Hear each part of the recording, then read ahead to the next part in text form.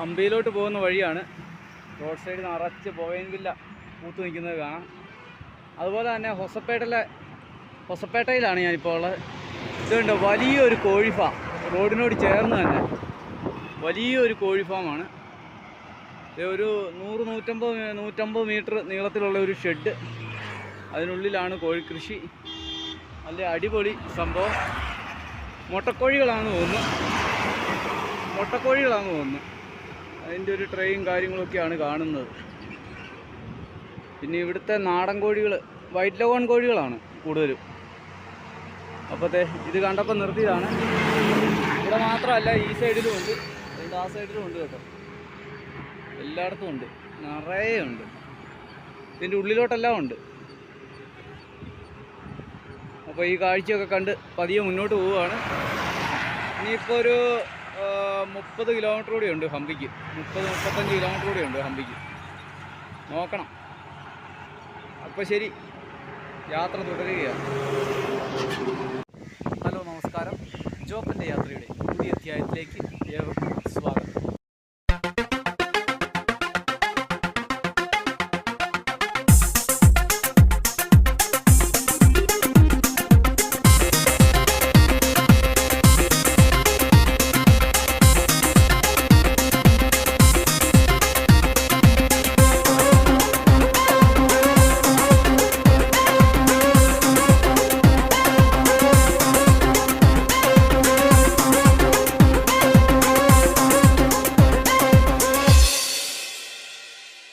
അപ്പോൾ നമ്മുടെ ഹംപിയിലേക്കുള്ള യാത്രയിൽ വരുന്ന വഴിയിൽ കണ്ടതാണ് ഒരു നെൽവയൽ.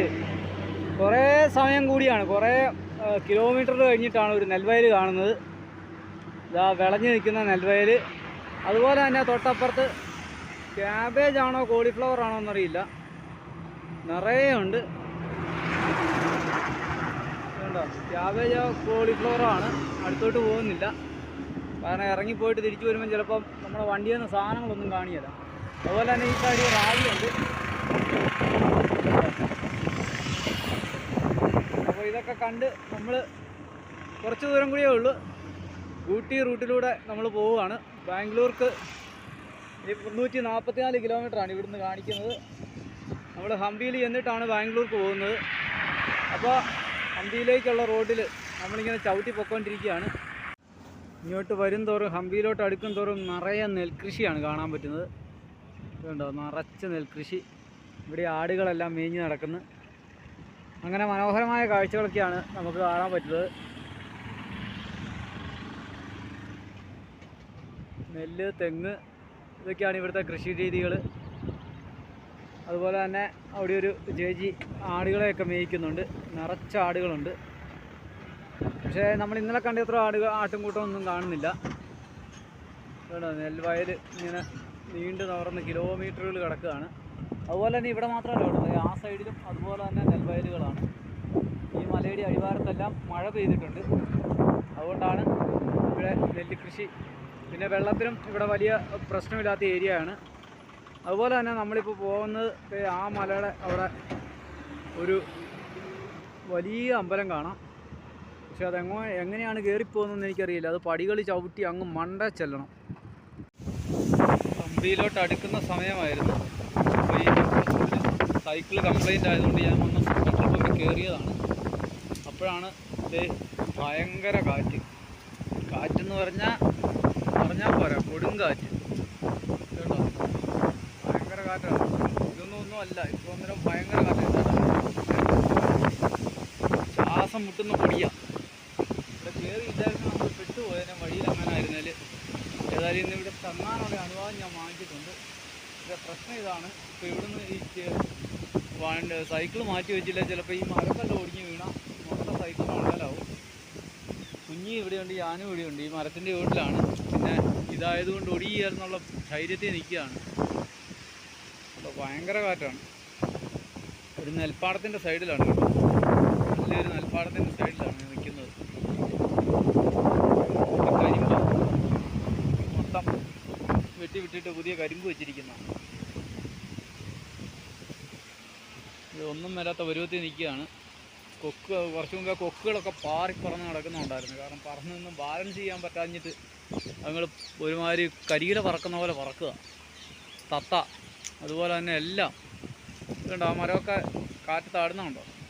ഭയങ്കര പൊടിയാണ്, പൊടിക്കാറ്റ് അടിച്ച് കയറുകയാണ് മൂക്കിലോട്ട്. അങ്ങനത്തെ ഒരു സാഹചര്യത്തിലാണ് പെട്ടുപോയി. ഇപ്പോൾ പറഞ്ഞിട്ട് കാര്യമൊന്നുമില്ല. മട്ടം കാറ്റ് ഇതുണ്ടോ? പുല്ലൊക്കെ എടുത്തെറിയുന്നതാണ്, മടി കൂട്ടി വലിച്ചെറിയുക. നമ്മുടെ നാട്ടിലാണെങ്കിൽ കപ്പയൊക്കെ പറിച്ച് കളയുന്ന പോലെ. കൊക്ക് വന്നു. ഇതുണ്ടോ കൊക്കുകൾ പറക്കുന്നതാണ്. അത് കരികിലാണ്, കൊക്കുകളാണ്. കൊക്കുകൾ ബാലൻസ് ചെയ്യാൻ പറ്റാതെ ആകാശത്തൂടെ പാറി നടക്കുക. ഈ നടക്കുന്ന എല്ലാം കൊക്കാണ്.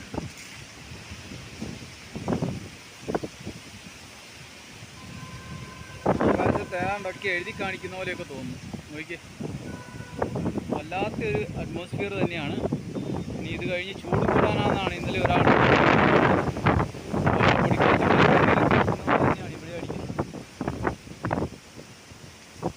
കുഞ്ഞി ഇവിടെ ആകപ്പാടെ പേടിച്ച് വിറച്ച് നിൽക്കുക. ഒരിക്കലും വന്ന് കയറിയ ഇടം സൂപ്പർ, അല്ലെങ്കിൽ പെട്ടുപോയേനെ. വഴിയിലെങ്ങാനായിരുന്നു എന്നെയും വണ്ടിയേനെയും കൂടി എടുത്ത് എല്ലാ നാഷണൽ ഗവൺമെൻറ് ലോറിയുടെ അടിയിൽ കൊണ്ടുപോയിട്ടേ. ഏതായാലും അങ്ങനെ ഒരു ഭാഗ്യം ആരോ പ്രാർത്ഥിച്ചു കൊണ്ടുപോയി തന്നിട്ടുണ്ട്. നെല്ലെല്ലാം വെള്ളമൊക്കെ ഒഴിച്ച് സെറ്റാക്കിയിട്ടിരിക്കുന്നതാണ്. ഇവിടെ നിന്നാണ് വെള്ളം എടുക്കുന്നത് കേട്ടോ. അവിടെ എന്തോ നനയ്ക്കാൻ വേണ്ടി എടുക്കുന്നതാണ്. കണ്ടോ, നെല്ല് കൊയ്യാറായി കിടക്കുന്ന നെല്ല് കണ്ടോ.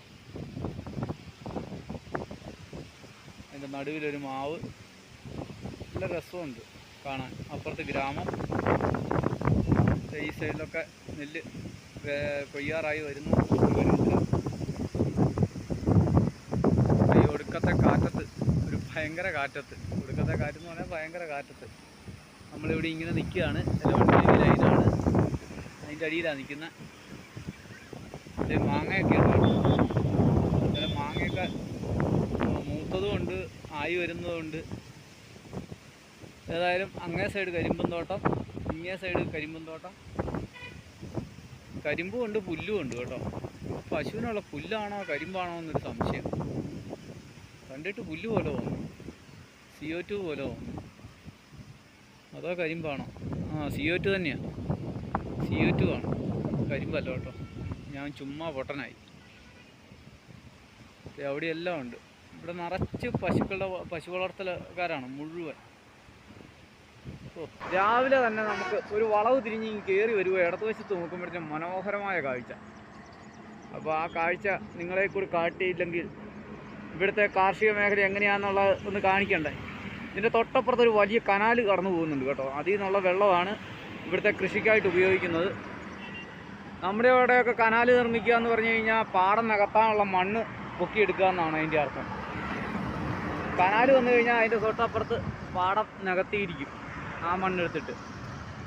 ഇവിടെ അങ്ങനെയല്ല, ഇവിടെ പാടമായിട്ട് നിലനിർത്തും. കനാലിൽ കൂടെ വെള്ളം വന്നാൽ പാടത്ത് കൃഷിയും നടക്കും. അപ്പോഴത്തെ ഈ കാഴ്ചകളൊക്കെ കണ്ട് നമ്മൾ പതിയെ മുന്നോട്ട് പോവുകയാണ്.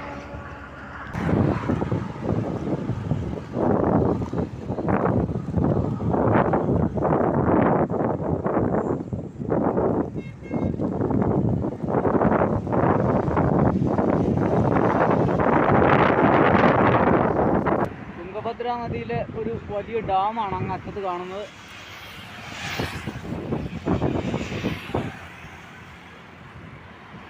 തുംഗഭദ്ര നദിയുടെ ഓവർബ്രിഡ്ജൊക്കെ കടന്ന് ഞാനിങ്ങനെ പോകുന്നു.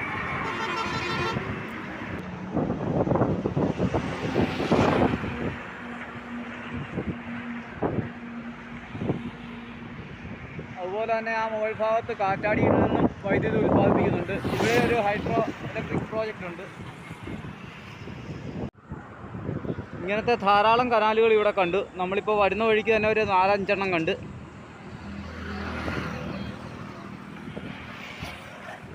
ആ ഒരു ബിൽഡിങ് പോലെ കാണുന്ന, ഒരു ക്ലോക്ക് ടവർ പോലെ കാണുന്ന ഭാഗം, അത് ഒരു ഡാമിൻ്റെ ഓരോ കട്ടിങ്ങുകളാണ്. ഇവിടുന്ന് പിന്നെ ഇങ്ങോട്ടുണ്ട്. അവിടെ നിന്നാണ് ഡാം തുടങ്ങുന്നത്. ഏകദേശം 2 വലിയ മലകൾ നിൽക്കുന്ന ഏരിയ ഫുള്ള് കവർ ചെയ്താണ് ഈ ഡാം നിൽക്കുന്നത്. നമ്മുടെ ഇവിടുത്തെ പോലെയല്ല, നല്ല നീളത്തിലുള്ള ഡാമാണ്. ധാരാളം കനാലുകളും പാലങ്ങളും ഒക്കെയുള്ള ഡാമാണ്. അപ്പോഴത്തേ നമ്മൾ ഹംപിയിലോട്ടുള്ള വഴിയിൽ തുംഗഭദ്ര ഡാമിലെത്തിയിട്ടുണ്ട്. ഇവിടെയാണ് തുംഗഭദ്ര ഡാമിൻ്റെ എൻട്രൻസ് പോയിൻ്റ്. ഇതാണ് main entrance. Welcome to Tungabhadra dam. കണ്ടോ? അപ്പോൾ ഈ വഴിക്കല്ല നമുക്ക് പോകേണ്ടത് ഈ വഴിക്കാണ്. ഇതിലെയാണ് എൻട്രി. ഇവിടെയാണ് പാർക്കിങ് കാര്യങ്ങളൊക്കെ ഉള്ളത്. ഇത് വലിയ ഹൈവേ പോകുന്നതാണ്. 67 മേളിൽ കൂടി ഇങ്ങനെ പോകുന്നുണ്ട്. അപ്പോൾ ഇവിടെ നിന്നാണ് നമ്മുടെ എൻട്രൻസ്.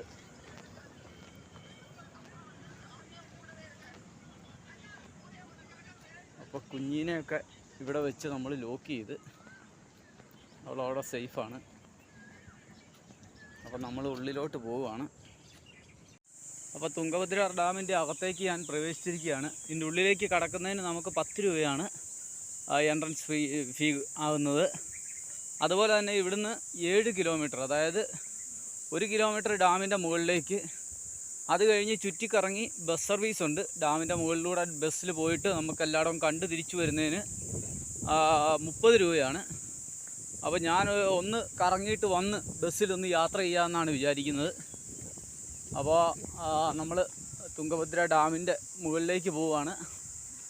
പോകുമ്പോൾ തന്നെ നമുക്ക് കാണാൻ പറ്റും വലത്തുവശത്ത് കുട്ടികൾക്കായിട്ടുള്ള ഗാർഡനും ചിൽഡ്രൻസ് പാർക്കും ഒക്കെ ഉണ്ട്. അപ്പോൾ അതൊക്കെ കണ്ട് പിന്നീട് വന്ന് കാണാമെന്നാണ് വിചാരിക്കുന്നത്. അപ്പോൾ നമ്മൾ മുകളിലേക്ക് പോവുകയാണ്. ഇവിടെ നമ്മൾ കയറി വരുമ്പോൾ നമുക്ക് കാണാൻ പറ്റുന്നത് ശ്രീ മഹാകാളിയമ്മ ദേവസ്ഥാനമാണ്. ഒരു പഴയ ക്ഷേത്രമാണ്. അതിനെ പുതുക്കി പണിത് ഇപ്പം മുമ്പോട്ടൊക്കെ ആക്കിയിരിക്കുന്നതാണ്. വരുമ്പം തന്നെ ഒരു സ്തൂപം കാണാം. തുറന്നു കിടക്കുകയാണ്, പക്ഷേ നമ്മൾ ഒരു ക്ലീനിങ്ങിലാണ്, അതുകൊണ്ട് നമ്മൾ അകത്തോട്ട് കയറുന്നില്ല. നമ്മളെ വരുന്ന വഴിയിൽ നിന്ന് കണ്ട ആ ലൈനൊക്കെ കയറി പോകുന്ന ആ കാട് പിടിച്ച സ്ഥലമാണിത്, ഈ മുകളിൽ കാണുന്നത്. സമ്പൂർണ്ണ വനവൽക്കരണത്തിലൂടെ വനം വെച്ച് പിടിപ്പിച്ചിരിക്കുന്നതാണ്. അതുപോലെ തന്നെ ഇത് കണ്ട ഡാമിൽ നിന്ന് ഒഴുകി വരുന്ന ഒരു കനാലാണ്. വലിയ കനാലാണ് കേട്ടോ. ഈ കനാലാണ് താഴോട്ട് പോകുന്നത്.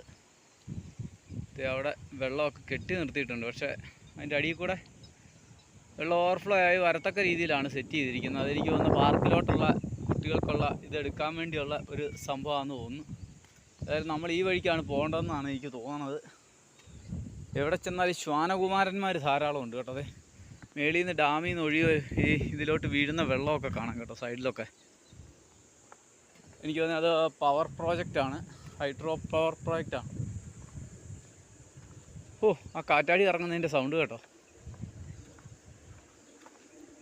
ഒന്നെങ്കിൽ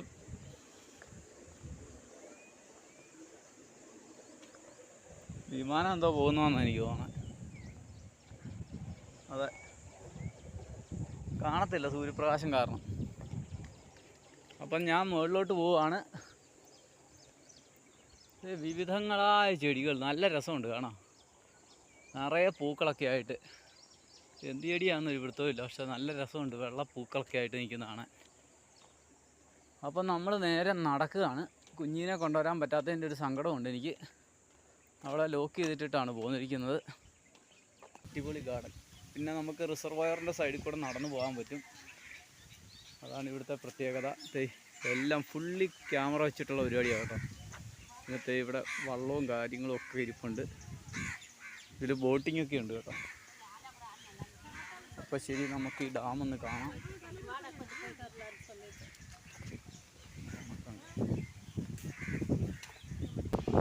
ഞാനിപ്പോൾ ഉള്ളത് കർണാടകയിലെ ഏറ്റവും വലിയ ഡാമുകളിലൊന്നായ തുംഗഭദ്രയിലാണ്.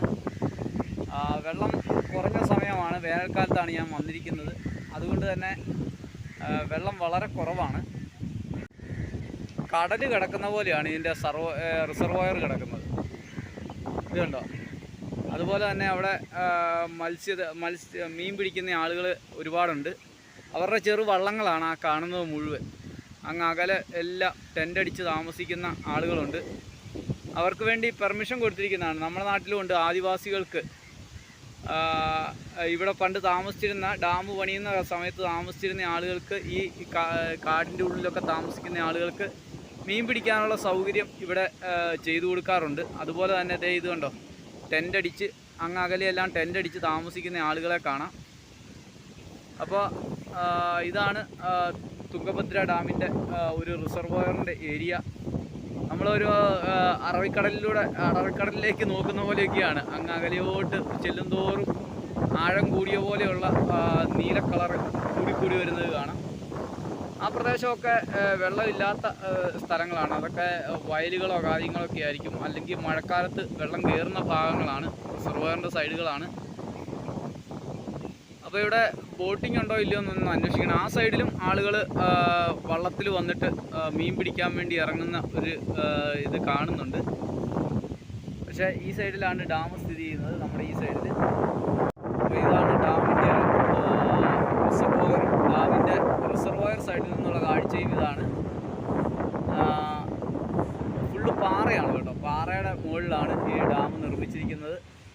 ഏകദേശം 1.5 കിലോമീറ്ററാണ് ഇതിൻ്റെ നീളം. നമ്മുടെ മഡ് ഡാം പോലെയല്ല, ഇത് അല്ലാത്ത ഡാമാണ്. അപ്പോൾ നമുക്ക് കാണാൻ ഇതുണ്ടോ, ഡാമിനുള്ളിൽ ആളുകൾ മീൻ പിടിക്കുന്നത് കാണാം. അതുപോലെ തന്നെ ധാരാളം കടൽ പക്ഷികൾ ഇവിടെ വന്ന് തമ്പടിച്ചിരിക്കുന്നത് കാണാം. ആ കിടക്കുന്ന വെള്ള കളറിൽ കാണുന്നതൊക്കെ കടൽ പക്ഷികളാണ്. ആൾക്കാർ മീൻ പിടിക്കുന്നുണ്ട്. നല്ല തിരയാണ് കേട്ടോ. കാറ്റടിച്ച് കഴിയുമ്പോഴത്തേക്കും നല്ല തിരയാണ്. കടലിൽ തിരയടിക്കുന്ന പോലെയുള്ളൊരു ആംബിയൻസാണ് ഇവിടെ.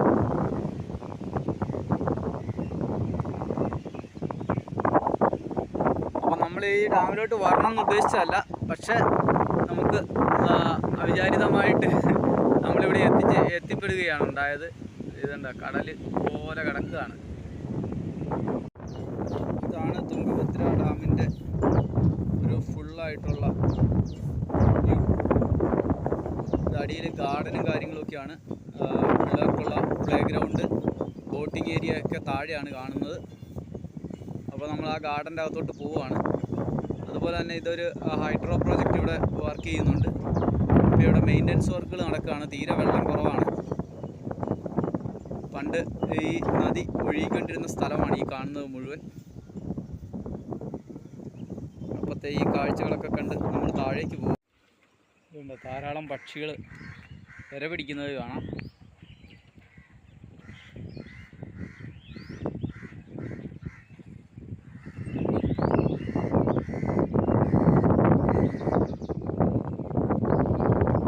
പെരിക്കൻ പോലുള്ള പക്ഷികളൊക്കെ ഉണ്ട്. ധാരാളം വിദേശ കൊക്കുകളുണ്ട്.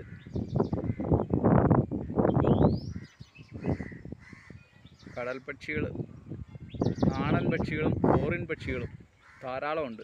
ഇത് കണ്ടോ, വിദേശികളായിട്ടുള്ള ആൾക്കാരൊക്കെ ഒരുപാട് പേരിരിപ്പുണ്ട്. അപ്പോൾ ഡാമിൽ നിന്ന് നമ്മൾ ഗാർഡനിലോട്ട് ഇറങ്ങുകയാണ്.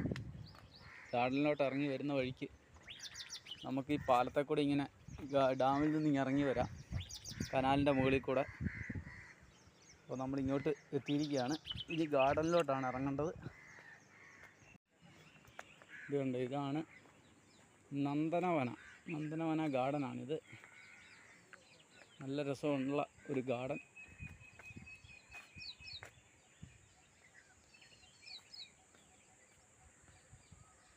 രാവിലെ തന്നെ ജോലിക്കാരെല്ലാം മെയിൻ്റനൻസിലാണ്. മെയിൻ്റനൻസ് പണികളൊക്കെ നടക്കുകയാണ്. വൈകുന്നേരം 7 മണി തൊട്ടാണ് ഇവിടെ 7 തൊട്ട് 7:30 വരെ വാട്ടർ ഡിസ്പ്ലേ ഉണ്ട്. ഇതുണ്ടോ, നന്ദി, ഒരു നന്ദിയുടെ ശില്പം ഇതിൻ്റെ സെൻറ്ററിൽ വെച്ചിട്ടുണ്ട്. ഇത് പറയുന്ന പോലെ ഉണ്ടോ എന്ന് എനിക്കറിയില്ല. ഏതായാലും അതിൻ്റെ സെറ്റിംഗ് എല്ലാം ചെയ്ത് വെച്ചിട്ടുണ്ട്.